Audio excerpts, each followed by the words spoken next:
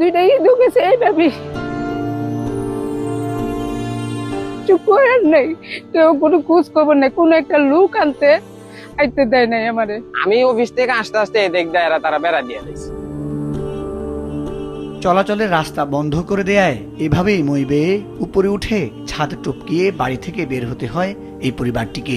বাড়ির চারপাশে বাঁশের বেড়া দিয়ে চলাচলের রাস্তা বন্ধ করে দেয় দীর্ঘ 9 মাস ধরে অবরুদ্ধ হয়ে মানবেতর জীবনযাপন করছেন পরিবারের সদস্যরা।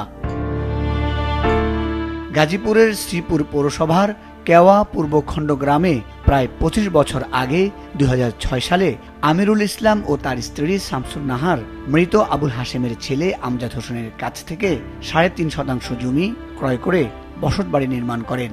2020 সালে বার্ধক্যজনিত কারণে আমিরুল ইসলাম মৃত্যুবরণ করেন। তার স্ত্রী ও 2 ছেলে বাড়ির 3টি কক্ষ ভাড়া দিয়ে সংসার চালিয়ে আসছিলেন।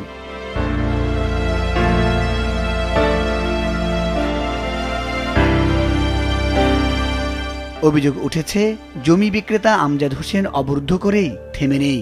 গেল 5 আগস্ট থেকে বাড়িটি দখল নেয়ার চেষ্টা করছেন। এজন্য ভয়ভীতি, হুমকি ধামকি ও মারধরের ঘটনাও ঘটিয়েছেন তিনি। ভাড়াটিয়াদের বের করে দিয়ে বাড়ির চারপাশে বাঁশের বেড়া দিয়ে পরিবারটিকে অবরুদ্ধ করে রাখেন। ফলে শামসুন নাহার ও তার 2 ছেলে সাইফুল ইসলাম দীপু ও সাইমুল ইসলাম ইপু প্রতিদিন জীবনের ঝুঁকি নিয়ে বাড়ির পেছনের দেয়ালে মই বেয়ে যাতায়াত করছেন। মিথ্যা মামলা দিয়া 3 মাস হাজা 1 বছর ধরে আমি হাজিরা দিতেছি, আমার টাকা যাইতেছে। এরপরে করছে আমার লগে গন্ডগোল করে দিছে বেড়া দিয়া আজকে 9 মাস যাবত আমি মই দেওয়া ওঠানামা করতেছি। কিন্তু এলাকাবাসী দুইটাই গেছে এইভাবে, দুইটাই ঢুকেছে এইভাবে, চুপ করে নেই, কেউ কোনো খোঁজ খবর নেই, কোনো একটা লোক আনতে আইতে দেয় নাই আমারে। এইভাবে আমার গেছে, মানে অর্থাৎ হলো এই জমিটা থেকে কিভাবে আমার উচ্ছেদ করবে, এই জমিটা তারা বিনামূল্যে কিভাবে খাবে, এটাই তাদের চিন্তা ভাবনা। বিষয়টি নিয়ে তাদের প্রতিবেশীরা অস্বস্তিতে রয়েছেন।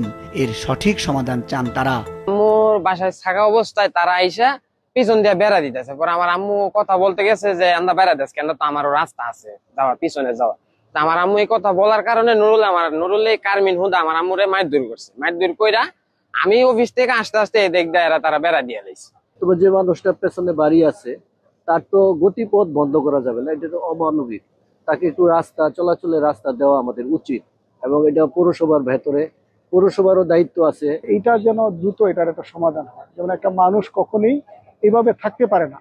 আপনি আমার পিছনে যেটা দেখেন যে পিছনে এই বাড়িটার চারপাশে কিন্তু এটা ছোট বেড়া দেওয়া, অর্থাৎ এই বেড়া টপকে কারোই যাওয়া সম্ভব নয়, আমরাও কিন্তু এটার ভিতরে যাইতে পারি না।